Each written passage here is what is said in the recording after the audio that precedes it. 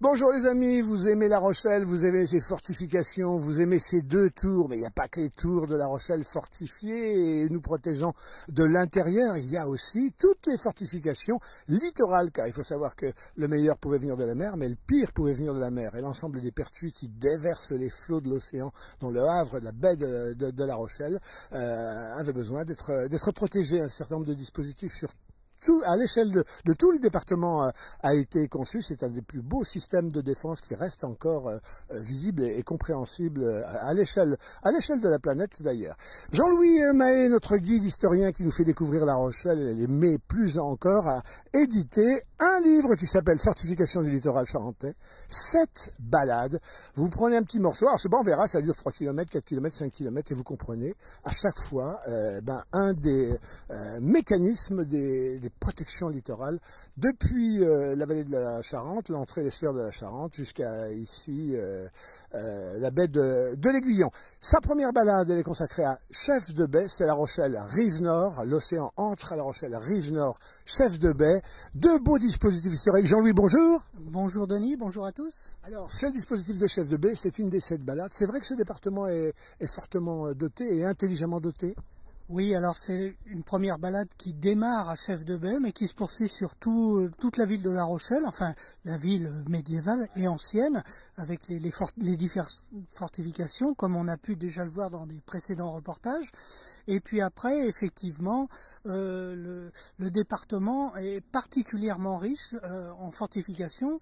Depuis la Grosse Horloge, par exemple, à La Rochelle, qui est une porte médiévale, jusqu'au mur de l'Atlantique, on a sur le département toute l'histoire de la fortification, ce qui est quand même assez original et il faut en profiter.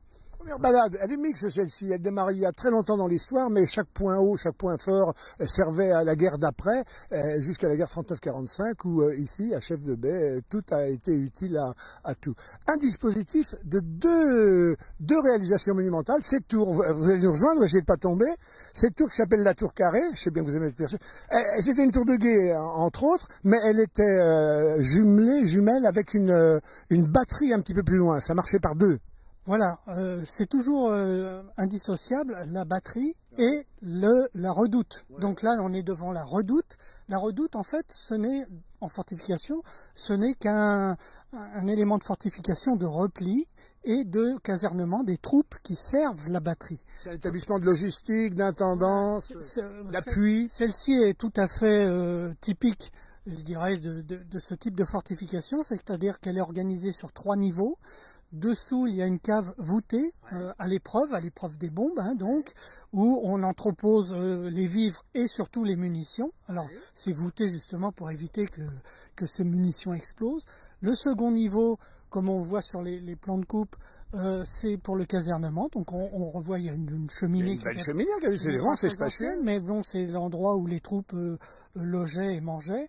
Et enfin, tout en haut, une plateforme sommitale qui est une plateforme de défense, tout simplement. Une terrasse de guet ou non, ça canonnait de là-haut? Ça peut être aussi une terrasse de guet et de surveillance, parce que c'est un endroit stratégique. Ici, on surveille les pertuis, voir si des flottes ennemies arrivent. Voilà, c'est vraiment un endroit choisi, c'est pas tout à fait par hasard. La base de cette tour, ça nous ramène à quand? 1500, 1600? Alors là, c'est 1703 celle-ci. Ouais.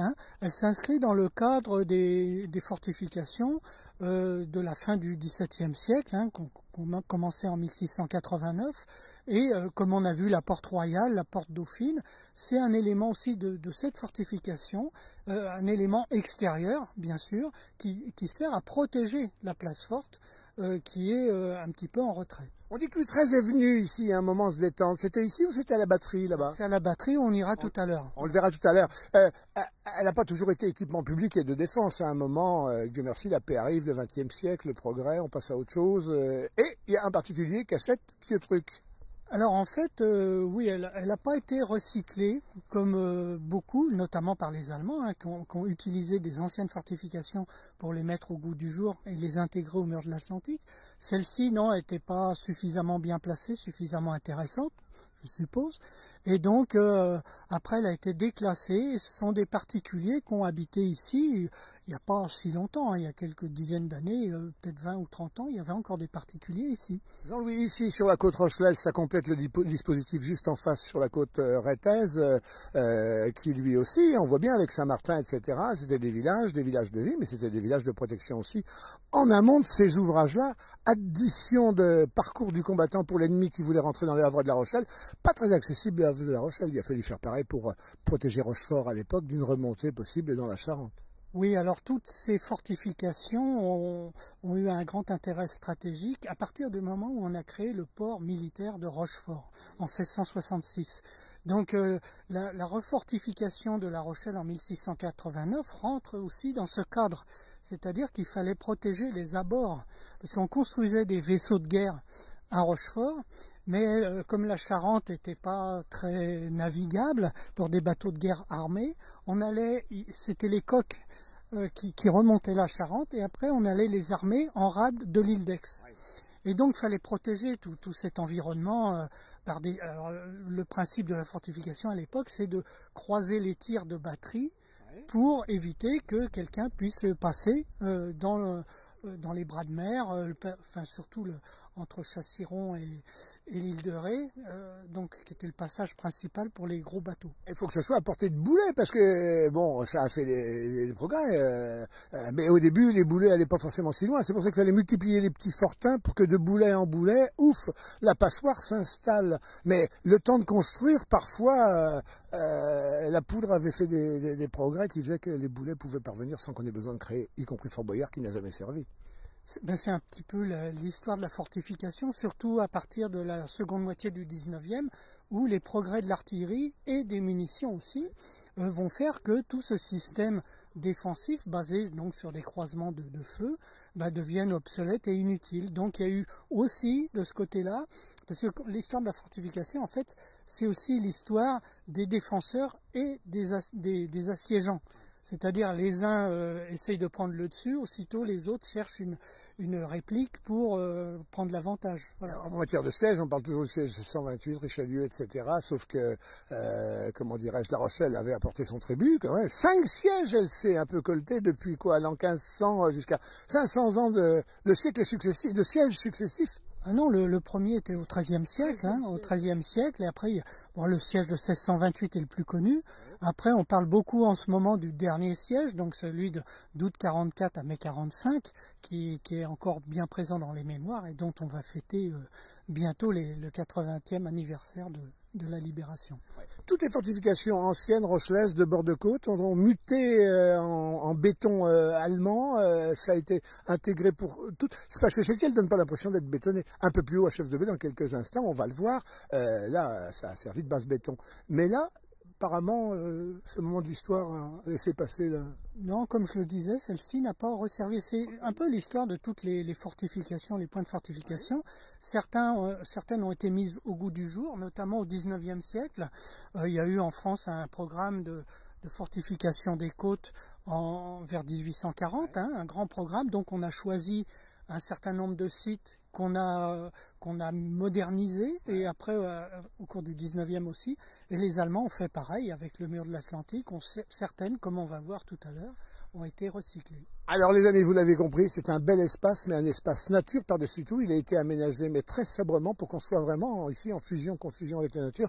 Et regardez, juste derrière nous, là, vous avez les chemins de balade qui croisent au départ du vieux port de La Rochelle jusqu'au port de commerce, qui croisent toute cette zone là de défense ancienne. Et on voit la mer, et on voit, vous êtes bons yeux, l'île d'Aix là-bas, l'île d'Oléron, Fort Boyard, et on voit bien que tout ça, c'est un même dispositif. Alors, il y a des gens qui baladaient tout à l'heure qui disent, si vous prenez l'antenne et que vous parlez de ce coin, dites surtout aux gens de ne marcher que sur les sentiers.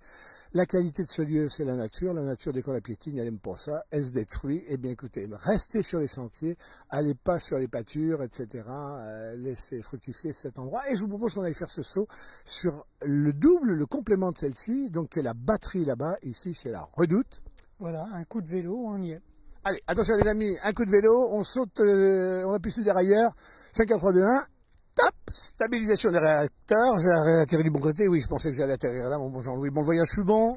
Impeccable, oui. Oui, on vient donc de passer les amis on vient de passer de la Redoute à la Batterie. Je rappelle pour ceux qui prendraient l'antenne en cours de route que nous sommes sur les traces une des 7 promenades littorales que vous propose Jean-Louis pour faire connaissance avec toute la fortification du littoral charentais qui est, comment dirais-je, un dispositif exceptionnel au plan mondial. Et là, chef de baie, la pointe nord-ouest de La Rochelle, vous avez 2 beaux dispositifs complémentaires.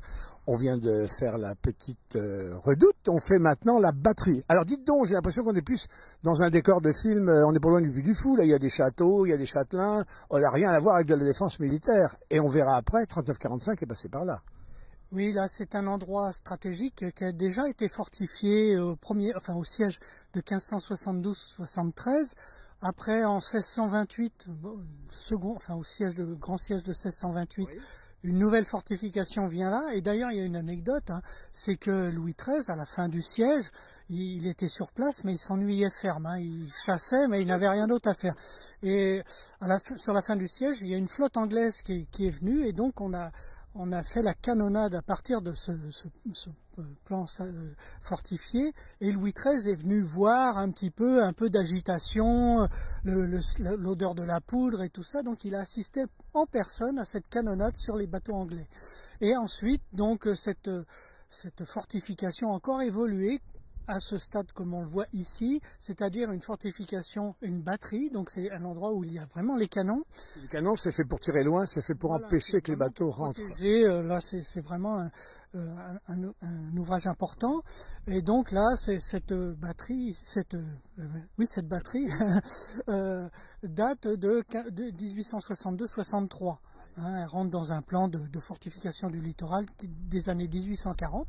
Et donc on voit, donc là la différence c'est que les formes sont normalisées. Ça, depuis Napoléon Ier, on fait des ouvrages normalisés. C'est-à-dire qu'on fait un plan type qu'on reproduit un petit peu partout où on en a besoin. Voilà. Et donc là c'est un exemple parfait de ce, comme par exemple la batterie de Chef de baie à Saint-Jean-des-Sables, au nord de Châtelaillon, vous avez une redoute qui est pareil, un plan type qui est du Premier Empire, mais un plan type aussi. Alors quand on arrive ici, on peut avoir le sentiment, quand on n'a pas du tout la culture des sujets que vous déployez là, que ça pouvait être un château. On disait, oh là là, il y a un château au bord de l'eau, ça va être... Alors il y avait quand même l'intelligence de défense qu'on connaît partout, des meurtrières pour protéger les entrées, empêcher les entrants d'entrer. Quand même des échancrures pour mettre des canons, mais pour protéger l'arrière, puisque quand même cette batterie était en appui à la redoute, la tour carrée qu'on a vue tout à l'heure, donc il fallait aussi protéger l'Interland. Et puis arrivent des traces de peinture contemporaine, mais quand même en appui sur du béton. Alors, sur les images d'ensemble, on voit bien que l'endroit, si l'autre tour n'a pas été retenu par les Allemands pour en faire une tour d'appui, celui-ci a été retenu pour faire lieu d'appui, mur de l'Atlantique, protection de la base sous-marine de la Palisse. Oui, c'est ça, surtout la base sous-marine qui a été construite à partir de 1941 et dont la construction... il y a eu un agrandissement et en 1944, elle n'était pas tout à fait terminée. Mais évidemment, c'était un enjeu stratégique majeur pour les Allemands et donc il fallait protéger absolument cette base sous-marine. Et donc ils ont construit, dans le cadre du mur de l'Atlantique, qui s'étendait depuis la Norvège jusqu'à l'Espagne, 5000 km de fortification continue. Et donc ils ont construit un certain nombre d'éléments, et beaucoup autour des 5 bases sous-marines qui existaient en France, et avec alors soit des fortifications comme celle-ci qui ont été recyclées, soit des fortifications complètement construites, un petit peu comme on voit ces blocos qui sont encore ici, alors là entièrement en béton. Alors tout ça communique par la surface. Bon, là, le site est protégé, on n'y montrera pas. Mais on pouvait circuler aussi en sous-sol. Parce que alors non seulement les anciens avaient creusé, il y a des caves, mais après, les Allemands ont fait une vraie organisation du sous-sol. Et donc on a des entrées, des accès, Antoine vous montrera sur ces images. Ça grouillait en dessous. Il y avait combien de personnes ici? On a une idée? Là, je ne sais pas. Je sais pas. Oui. Sans doute pour l'organisation, évidemment, chaque blocos qui a été construit avait un rôle, une spécificité, stocker du matériel, stocker des munitions, toutes ces choses-là. Et il y avait souvent d'ailleurs, parce que les munitions à cette époque-là étaient assez lourdes, il y avait souvent des petites voies ferrées comme on en voit dans Indiana Jones pour faire rêver un petit peu, et donc pour transporter ces munitions, voilà. Jean-Louis, la rade est sous contrôle, mais la ville est sous contrôle. Les Allemands sont partout, pullulent dans La Rochelle, surveillent, font surveiller, on arrête des gens à tour de bras. Ici, c'était un lieu assez isolé pour pouvoir se livrer au pire. Oui, oui, malheureusement, le premier fusillé en 1940, Pierre Roche, a été fusillé ici. Et d'autres ont suivi, et d'ailleurs il y a une stèle qui rappelle leur mémoire, assez résistant, et il y a même des photos, comme on peut le voir, qui ont été volées aux Allemands par Robert Brochot en particulier, qui développait pour les Allemands et qui a subtilisé un certain nombre de négatifs qui sont très précieux aujourd'hui. Les amis, voilà. À vous de continuer cette belle histoire en vous rendant ici sur place. C'est une des 7 balades littorales du littoral fortifié de Charente-Maritime, rédigée par notre ami Jean-Louis Mahé. Voilà l'ouvrage. Et puis surtout, si vous sillonnez les sentiers, restez sur les sentiers, vous égarez pas dans la nature. La biodiversité est riche ici, il faut qu'elle le reste. Ça dépend de vous. Bon, mon petit Jean-Louis, ça part bien? Ah ben il vient juste de sortir, l'encre n'est pas encore sèche, donc oui. Non, ça c'est simplement des idées de balade éventuellement pour l'été. C'est comme d'habitude avec la Geste, ce sont des livres qui sont très bien faits. Je parle pas de l'écriture, mais de la réalisation après. C'est un partenariat avec l'IGN, donc les cartes sont fiables.